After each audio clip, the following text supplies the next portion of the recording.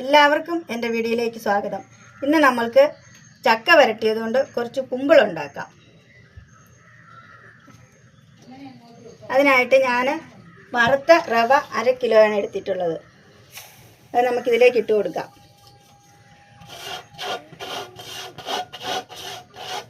നിങ്ങൾ എടുക്കുമ്പോഴും വറുത്ത റവ തന്നെ വേണം ഇട്ട് കൊടുക്കാനായിട്ട്. ഇത് തേങ്ങയുടെ പകുതി തേങ്ങയാണ് നമ്മൾ ഇട്ട് കൊടുക്കുന്നത്. ഏലക്കയും ജീരകവും ചുക്കും പൊടിച്ചതാണ് ഇട്ട് കൊടുക്കാം. ശർക്കര ഇട്ട് കൊടുക്കാം. കുറച്ച് ശർക്കര ഇട്ട് കൊടുക്കാം.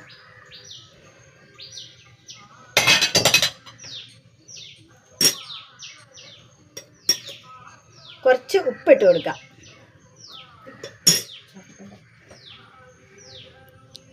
ഇനി നമുക്ക് ചക്ക വരട്ടിയത് അതിലേക്ക് ഇട്ട് കൊടുക്കാം.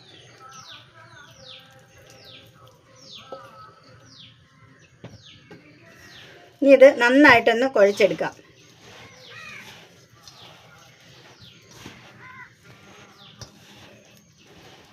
കുറച്ച് വെള്ളവും കൂടെ ചേർത്ത് കുഴക്കാം.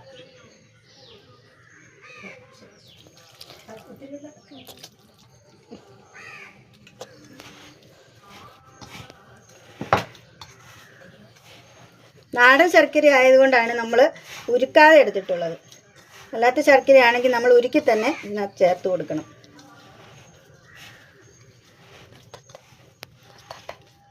മാവ് നന്നായിട്ട് നമ്മൾ കുഴച്ചെടുത്തിട്ടുണ്ട്. ഇനി നമുക്ക് ഈ ഇലയിലാണ് നമ്മൾ കുമ്പിളുണ്ടാക്കുന്നത്. ഇതിന് ഭക്ഷണയില എന്നതിനും എല്ലാവരും പറയുന്നത്.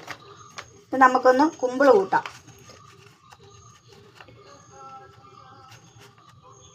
ഇതിലേക്ക് കുറേശ്ശെയായിട്ട് മാവ് നിറയ്ക്കാം.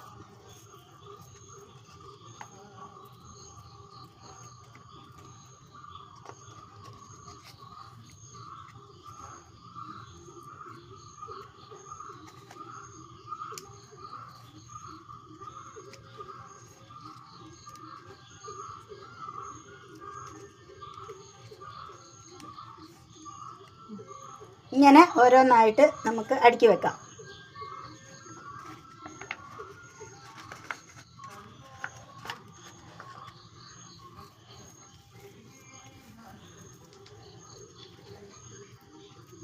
മാവ് ഒത്തിരി ലൂസാവുകയും ചെയ്യല്ല, ഒത്തിരി തിക്കാവുകയും ചെയ്യല്ല.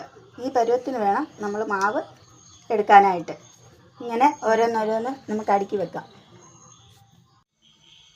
എല്ലാം കുമ്പിൾ കുത്തി മാവ് നിറച്ച് നമ്മൾ അപ്പച്ചെമ്പിനകത്ത് എല്ലാം അടുക്കി വെച്ചിട്ടുണ്ട്. ഇനി നമുക്ക് സ്റ്റൗ ഒന്ന് കത്തിച്ച് അടുപ്പിലോട്ട് വെക്കാം.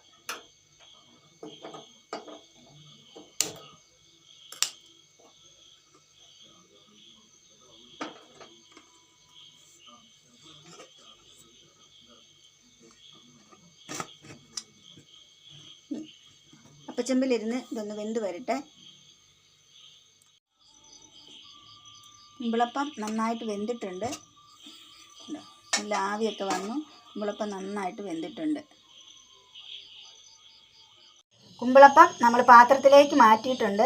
ഇനി നമുക്കിതിൻ്റെ ഇലയൊന്ന് അഴിച്ചു നോക്കാം.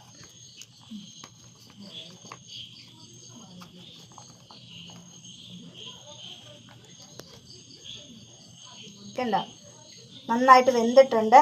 നല്ല സ്പോഞ്ച് പോലെയുള്ള കുമ്പിളപ്പമാണ്. ഈ ഇലയിൽ ഉണ്ടാക്കിയാൽ മാത്രമേ ഈ കുമ്പിളിന് നല്ല ടേസ്റ്റ് ഉണ്ടാകത്തുള്ളൂ. വേറെ ഏത് ഇലയിൽ ഉണ്ടാക്കിയാലും ഇത്രയും ടേസ്റ്റ് നമുക്ക് കിട്ടത്തില്ല. വീഡിയോ ഇഷ്ടമായാൽ എല്ലാവരും ഒന്ന് സബ്സ്ക്രൈബ് ചെയ്യാനും ലൈക്ക് ചെയ്യാനും കമൻറ്റ് ചെയ്യാനും മറക്കല്ലേ.